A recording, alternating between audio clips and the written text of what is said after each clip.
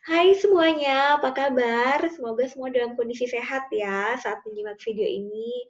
Nah, pada pertemuan ini Ibu akan membahas mengenai health promotion for children, atau tentang promosi kesehatan, bagaimana cara kalian sebagai tenaga kesehatan untuk dapat meningkatkan derajat kesehatan anak-anak ya. Dan startnya atau awalnya itu kita mulai dari health promotion ya, sebagai upaya preventif. Oke, Ibu akan langsung mulai ya.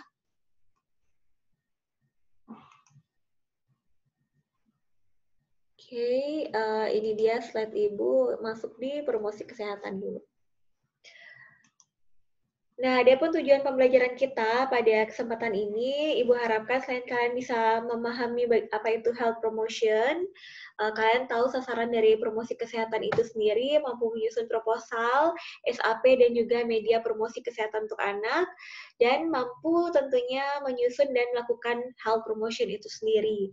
Jadi, kita tidak hanya bicara tentang teori ya, jadi sekarang Ibu akan menjelaskan tentang teori, tentang health promotion, tapi Ibu harapkan di ending nanti, sesuai dengan penugasan yang sudah Ibu bagikan, kalian benar-benar bisa merumuskan, menyusun, bahkan melakukan health promotion di era zaman now, ya, yaitu ya sesuai tugas yang Ibu bagikan kemarin ya. Nah, definisi promosi kesehatan itu sendiri, ya, health promotion is the process of enabling people to control over and improve their health. Ya, jadi artinya promosi kesehatan itu adalah suatu proses bagaimana kalian enabling itu adalah memampukan atau meningkatkan kemampuan masyarakat untuk dapat mengontrol atau meningkatkan derajat kesehatannya. Ya, jadi health promotion itu lebih ke apa sih yang bisa kalian lakukan sebagai tenaga kesehatan untuk meningkatkan derajat kesehatan masyarakat yang sudah sehat gitu. Jadi paling tidak bisa tetap pada kondisi sehat, tapi bisa kondisi kesehatan itu bisa lebih ditingkatkan lagi gitu. Jadi inilah upaya preventif yang bisa kita lakukan sebagai perawat. Nah, hal ini, health promotion ini, itu diawali oleh pengetahuan dulu ya. Jadi kalian sharing informasi dulu sehingga masyarakat menjadi tahu. Nah, dari tahu itu diharapkan muncul keinginan. Jadinya dia mau untuk melakukan perubahan ya, perubahan dari perilakunya dan akhirnya dari kemauannya itu dan dia berusaha untuk terjadi perubahan perilaku, maka akhirnya dia mampu gitu ya. Itu yang dimaksud dengan enabling di sini. Jadi health promotion itu tidak hanya sebatas sasaran kalian itu jadi tahu, oh saya tahu kalau saya makan makanan yang seperti ini impact-nya saya beresiko terjadi hipertensi, terjadi gagal ginjal, terjadi serangan jantung gitu. Jadi tahu, tapi belum muncul keinginan mau. Jadi bukan sampai seperti itu saja. Jadi tahapnya itu sudah sampai mampu. Jadi bagaimana kalian memberikan health promotion, itu tolak ukurnya adalah sasaran kalian itu sudah terjadi perubahan perilaku ya, karena dia mampu melakukan. Jadi bukan hanya untuk meningkatkan pengetahuan ya. Dan ini juga yang menyatakan health promotion is a program are designed to bring about change within people, organization, communities, and their environment. Jadi ada change atau terjadi perubahan ya, salah satunya tadi perubahan perilaku. Tapi impact-nya lebih besar, tidak hanya orang-orang sekitar, tapi juga bisa berimpact pada organisasi bahkan komunitas dan lingkungan ya. Tujuan Promkes itu sendiri adalah untuk memampukan, tadi Ibu sudah bahas ya, sehingga dapat meningkatkan status kesehatan seseorang. Dan ini dapat menciptakan kondisi yaitu terciptanya perilaku dan lingkungan yang kondusif bagi kesehatan. Dan sasaran Promkes. Nah, sasaran Promkes itu sasaran primernya itu adalah masyarakat itu sendiri ya. Primer itu artinya kalian mau menyasarnya siapa, itulah yang jadi sasaran Promkes kalian. Nah, di sini kan Ibu tulis masyarakat ya, tapi kalau misalkan ini sasaran kalian langsung ke anak gitu, misalkan yang remaja, itu boleh sasarannya misalkan remaja SMP gitu ya, remaja SMA atau remaja ya remaja kelas 6 SD gitu misalkan. Jadi sasarannya langsung, itu namanya sasaran primer. Jadi sesuai dengan kebutuhan ya. Kalian ngelihatnya siapa sih sasarannya yang membutuhkan, itu yang kalian sasar. Jadi sebagai sasaran primer. ya, sasaran utama.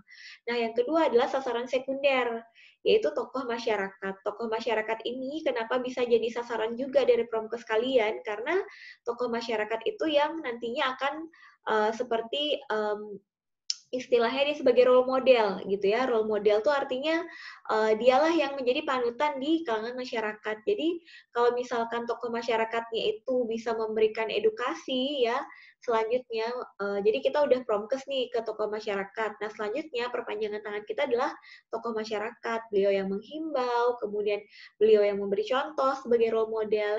Itu bisa seperti mengajak gitu ya, mengajak masyarakat untuk ikut berubah.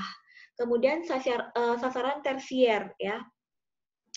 Jadi istilahnya sasaran tersier itu yang lebih di atas lagi, yaitu pemerintah atau pemegang kebijakan.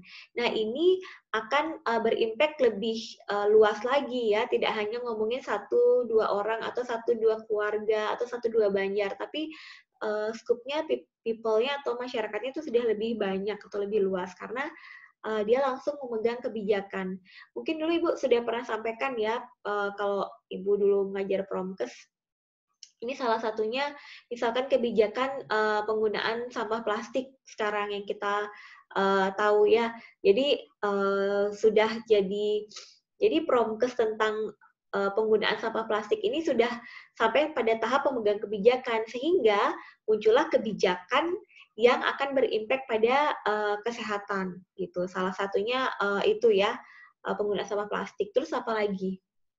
Kira-kira promkes yang sudah sampai menyasar ke tersier, yaitu ASI eksklusif gitu ya. ASI eksklusif itu sasarannya udah sampai pemegang kebijakan karena itu ada undang-undangnya nih buat ibu-ibu yang memberikan ASI eksklusif. Jadi justru kalau ibu tidak memberikan ASI eksklusif pada bayinya, padahal dia bisa, itu justru akan kena sanksi hukum karena itu sudah jadi suatu kebijakan ya. Jadi mainannya langsung hukum nih gitu.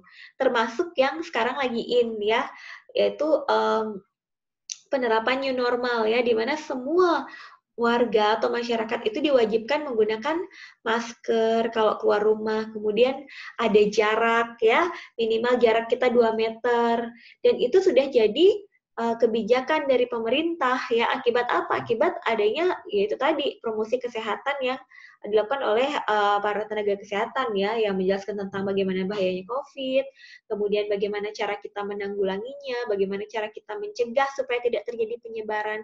Itu sudah menjadi kebijakan. Oleh karena itu perilaku kita mau tidak mau akan berubah ya. Bagaimana nggak berubah kalau semua orang ternyata pakai masker ya?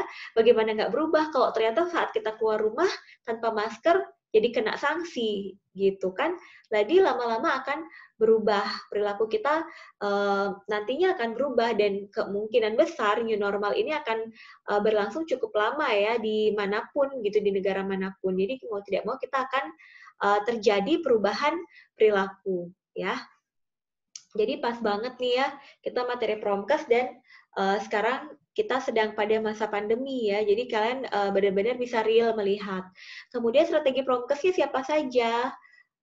Apa saja ya, bukan siapa saja. Jadi strategi promkes itu bisa empowerment, dukungan sosial, kemudian advokasi. Ya, empowerment tuh kita benar-benar ya tadi langsung ke sasaran primer, kemudian kita memberikan ceramah di sana, memotivasi. Jadi supaya masyarakat yang kita edukasi itu benar-benar bisa dari tahu, kemudian muncul keinginan untuk berubah, dan akhirnya berubah. Itu namanya empowerment. Jadi melibatkan mereka untuk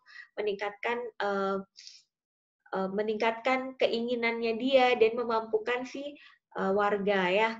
Kalau dukungan sosial itu tadi terkait dengan sasaran sekunder kita ya.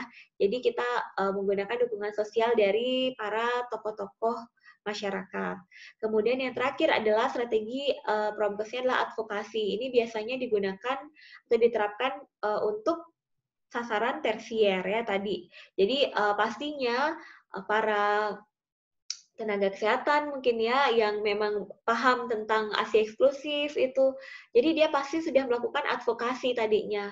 Strategi promkes yang dilakukan adalah advokasi. Jadi setelah menjelaskan kemudian mencoba untuk advokasi ya kepada para pemegang kebijakan bagaimana caranya ASI eksklusif ini akan menjadi kebijakan yang baru supaya semua ibu-ibu sadar bahwa ASI eksklusif itu sangat penting untuk anak karena impact-nya kemana? Impact-nya ke anak-anak kita, generasi penerus bangsa gitu ya. Termasuk juga COVID-19 ini gitu ya, pandemi ini. Jadi advokasi itu pasti sudah dilakukan di mana-mana, apalagi ini sudah menjadi standar WHO ya.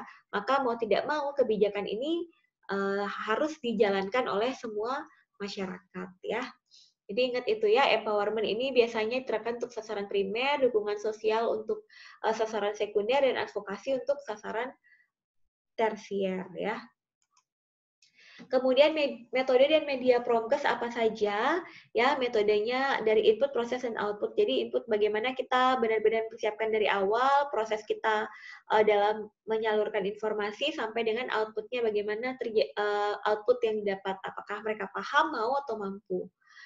Kemudian ini dilihat dari metodenya tuh bisa perorangan ya. Perorangan tuh biasanya kita menggunakan metode konseling. Jadi kita tatap muka berdua, kemudian kita ya seperti seperti kita bercerita ya, tapi kita sebenarnya sedang melakukan konseling dan melakukan edukasi gitu ya. Mungkin dengan mengangkat kasus gitu ya. Jadi dia mau tidak mau jadi terpapar gitu dengan informasi.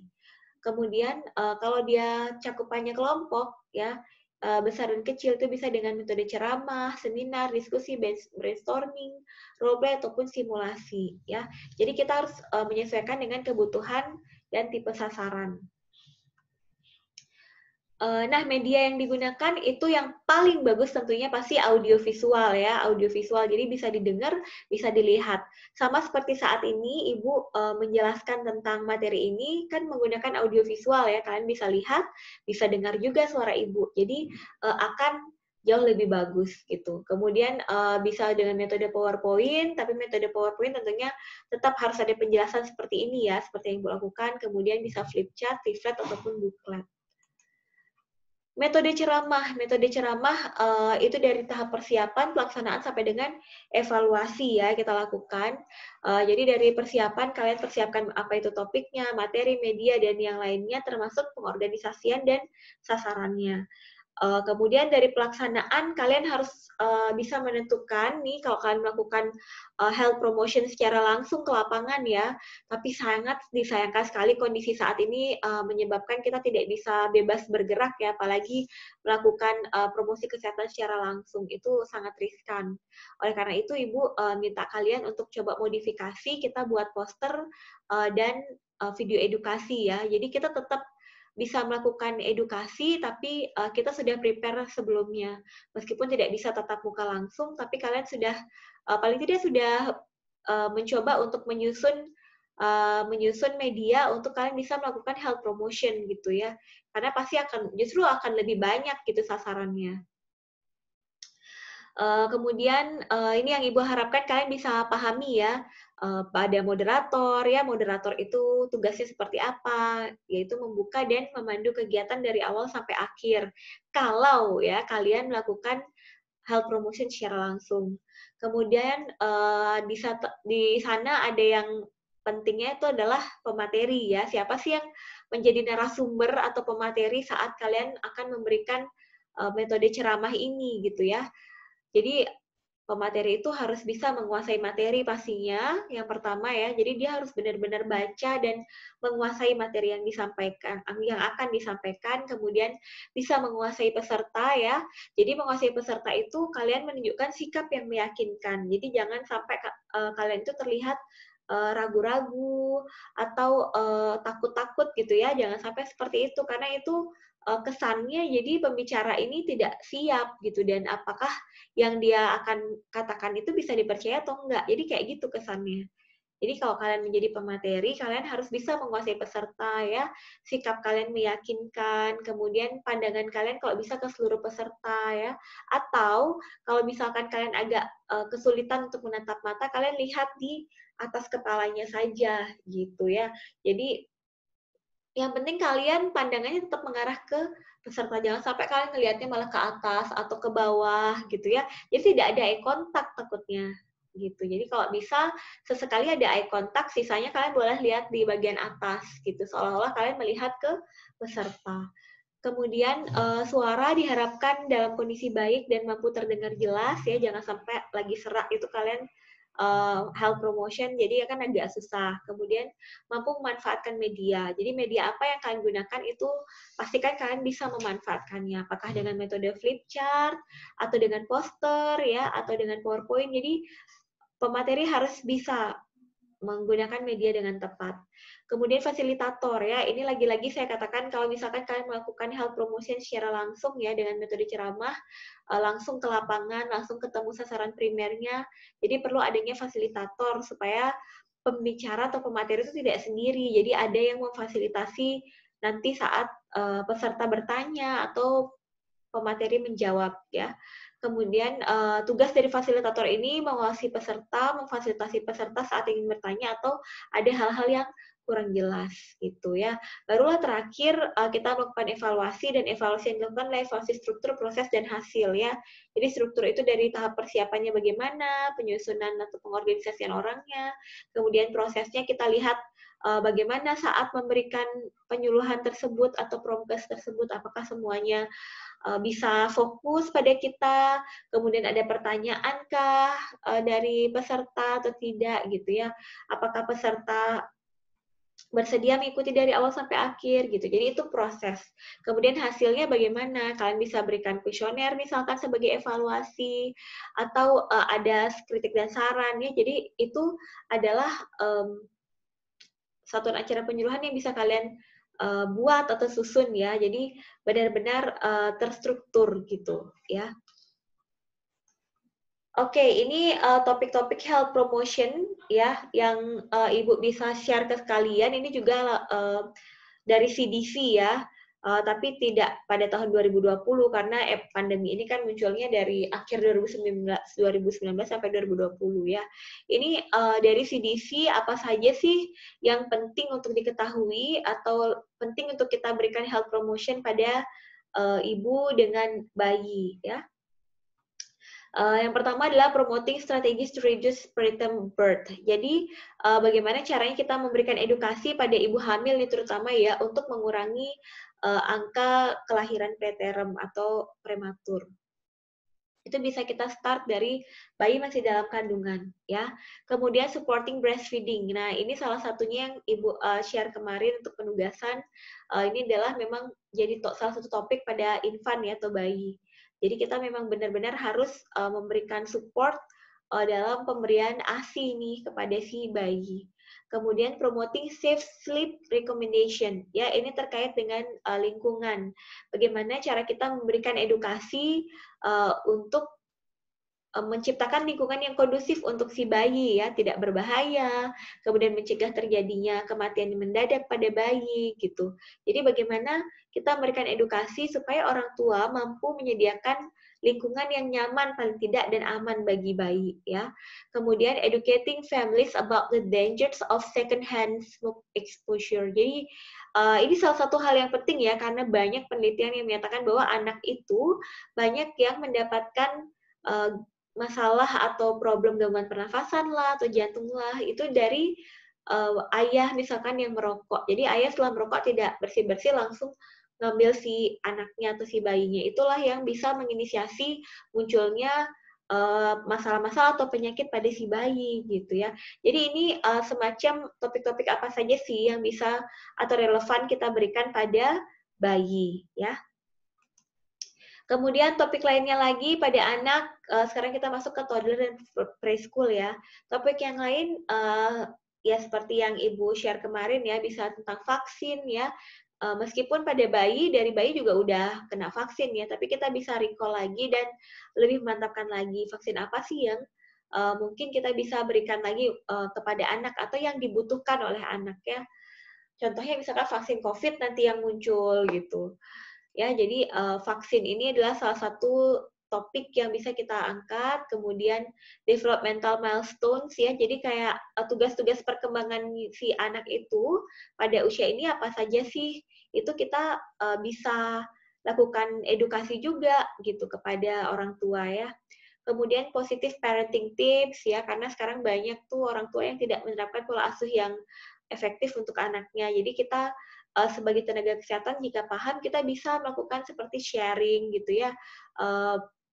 Kemudian istilahnya sharing tentang bagaimanakah positive parenting itu yang ya parenting atau pola asuh ya. Oke, parenting itulah pola asuh yang positif gitu untuk orang tua itu terapkan pada anak sehingga bisa menunjang tumbuh kembang anak. Kemudian child safety first. Jadi kita bisa mengajarkan pada orang tua bahwa keamanan anak itu yang paling utama dan anak pun kita bisa ajarkan gitu.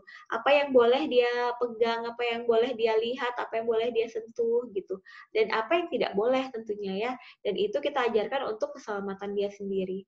Dan yang terakhir adalah healthy bodies ya. Healthy bodies itu kita mengajarkan pada anak untuk makan makanan yang bernutrisi, bergizi ya, kemudian melakukan aktivitas fisik yang sesuai. Jadi itu yang menjadi poin-poin health promotion yang bisa kita terapkan pada anak usia toddler dan preschool. Dan yang terakhir adalah health promotion yang bisa kita terapkan pada anak usia sekolah sampai dengan remaja ya. Yang pertama, reducing obesity risk for children, karena sekarang lumayan banyak ya anak-anak yang justru jatuhnya pada obesitas. Jadi bukan kekurangan gizi lagi, tapi lebih ke obesitas. Jadi itulah yang diharapkan oleh CDC, supaya remaja-remaja itu tidak jatuh pada kondisi obesitas, karena itu akan meningkatkan chance atau kesempatannya jatuh pada penyakit kronis gitu ya. Jadi ini yang salah satu yang pertama. Kemudian improving healthy food and improving healthy food options and nutrition educating in school.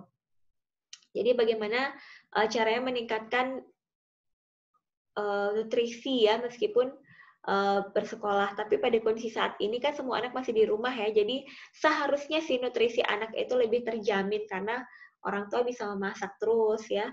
Kemudian improving physical education and physical activity opportunities in school. Jadi kalau misalkan ada waktu luang, kita bisa edukasi ya anak-anak itu supaya dia tetap melakukan aktivitas fisik. Jangan cuma main HP aja ya, di depan gadget aja. Jadi aktivitas fisiknya jadi kurang. Nah, itu penting juga untuk bisa jadi salah satu topik health promotion untuk anak dan remaja. Kemudian preventing use of all tobacco products. Jadi jangan sampai ada anak atau remaja yang merokok, kemudian menolong anak dan remaja yang memiliki kondisi kronis ya. Jadi kita edukasi bahwa anak-anak dengan kondisi kronis itu justru harus kita encourage ya, atau semangati, jangan sampai kita jauhi. Kemudian promoting the use of dental sealants itu kayak gigi ya, sealant gigi istilahnya. Jadi untuk bersih-bersihkan gigi supaya tidak terjadi cavities ya, atau giginya berlubang. Kemudian yang terakhir adalah promoting adequate sleep. Jadi anak pada usia ini juga memerlukan tidur yang adekuat gitu ya, yang sesuai waktunya maupun kualitas. Nah, itu tadi topik-topik yang sebenarnya bisa kalian pilih untuk kalian berikan edukasi pada pada anak maupun pada orang tua. Jadi sesuaikan edukasi yang akan kalian pilih itu sasarannya siapa ya. Tentunya melihat tumbuh kembang anak dan juga usia anak gitu ya. Nggak mungkin bayi kita berikan edukasi, pasti melalui ibunya dulu atau orang tuanya atau ayahnya ya. Ini media edukasi tadi Ibu sudah sampaikan ya. Salah satunya demonstrasi juga bisa kita gunakan sebagai health promotion ya, apalagi film itu bagus sekali karena benar-benar kita arahkan. Nah, ini salah satu contoh media poster yang dibuat oleh kakak kelasnya ya dari nurse. Jadi posternya menarik kan? Menarik nggak? Menarik, meskipun warnanya seperti ini, tapi menarik ya. Jadi ini tentang luka bakar, jadi ada apinya, gambarnya. Jadi benar-benar relate atau terkait dengan apa yang ingin disampaikan oleh si pembuat poster ini gitu. Edukasi apa sih yang mau diberikan pada masyarakat, itulah yang dibuat di sini gitu ya. Nah, ini Ibu ingin kalian bisa simak ini ya. Salah satunya ini lagi ada salah satu poster yang dibuat oleh kakak kelasnya ya. Bisa kalian lihat posternya menarik. ya. Kemudian kontras warna dasar dan tulisannya itu sesuai sehingga tulisan terbaca. Jangan sampai posternya misalkan backgroundnya kuning, tulisannya putih. Jadi benar-benar ini banget ya, kontrasnya kurang gitu. Jadi biasanya tulisannya agak kurang kebaca. Jadi ini salah satu contoh poster yang baik ya. Kemudian bahasanya harus mudah dipahami karena mereka kan juga baca. Jadi gunakan bahasa yang non medis ya. Kemudian perbanyak gambar sehingga poster kamu bisa jadi lebih menarik dan biarkan gambar yang menjelaskan apa yang kamu ingin sampaikan. Kemudian poster itu biasanya minim tulisan ya dan tentunya harus informatif. Informatif itu artinya apa yang kamu jelaskan pada poster ini, ya isi-isinya itu memang sesuai dengan informasi yang ingin diketahui oleh sasaran gitu. Itu namanya informatif ya. Kemudian kita masuk ke video edukasi. Nah ini Ibu ada 2 link contohnya ya. Jadi Ibu coba searching 2 link ini tentang pemberian ASI, pentingnya pemberian ASI. Ini mungkin bisa kalian jadikan contoh untuk membuat video-video video-video yang lainnya gitu. Selain penugasan ini mungkin kalian ada ide untuk buat video edukasi lain, boleh ya. Ini salah satu contoh linknya. Kita coba ya, Ibu dapat buka, udah, ini dia. Video edukasinya. Ini bisa dilihat ya.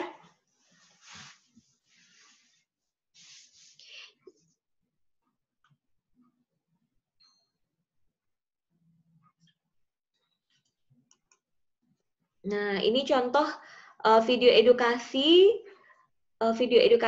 berupa animasi ya. Jadi nggak langsung pakai orang tapi pakai animasi. Dan satu lagi nih, ini juga bagus. Ini cuma 1 menit ya. Kalau yang tadi itu sekitar 3 menit. Jadi ini pakarnya langsung. Jadi ada tulisan, ada gambar-gambar yang muncul.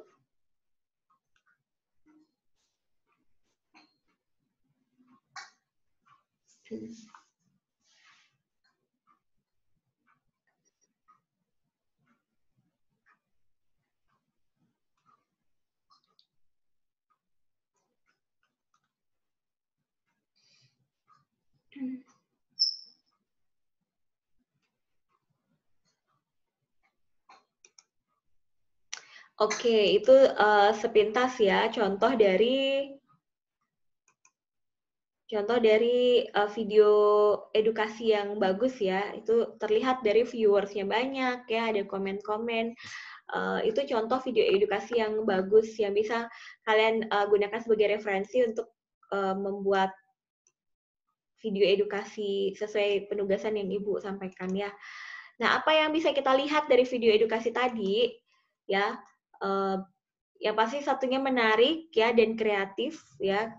Menarik karena kalau yang animasi itu ada warna-warna, kemudian animasinya juga bagus ya. Kalau yang tadi yang ibunya ngomong itu kan ibunya cantik ya, menarik, kemudian tata bahasanya bagus, suaranya juga enak. Dan kreatifnya itu ada ditambahkan gambar-gambar, kemudian tulisan dan ada back sound ya. Jadi ini yang bisa kita lihat dari video-video edukasi tadi ya, menarik dan kreatif, kemudian ada animasi, kemudian bisa ada video penjelasan juga. Kemudian kalau menggunakan modelnya menarik, suaranya enak didengar, lalu ada back sound yang membuat penonton tidak bosen ya. Kemudian tentunya informatif ya, jadi ada sumber yang kalian gunakan sebagai acuan untuk memberikan informasi ini dan informasinya pastinya harusnya sesuai dengan apa yang dibutuhkan oleh sasaran kalian. Lalu bahasanya jelas dan mudah dipahami ya, tidak berbelit-belit, kemudian to the point. Kalau perlu kalian bisa pakai teks kalau misalkan kalian menggunakan kalian membuat video edukasi. Kemudian pastikan waktunya tidak terlalu panjang supaya tidak bosan ya. Itu yang paling penting salah satunya. Jadi tadi kan videonya cuma 3 menit, 1 menit gitu. Oke, itu saja penjelasan Ibu tentang promosi kesehatan untuk anak ya. Jadi semoga bermanfaat untuk kalian semua dan bisa menjadi referensi saat kalian membuat penugasan nanti ya. Sekian dari Ibu, mohon maaf kalau ada yang kurang berkenan. Semoga apa yang Ibu sampaikan hari ini bisa bermanfaat dan kalian bisa menyusun tugasnya dengan bagus dan melakukan health promotion yang baik ke depannya ya. Sampai jumpa, sehat selalu semuanya.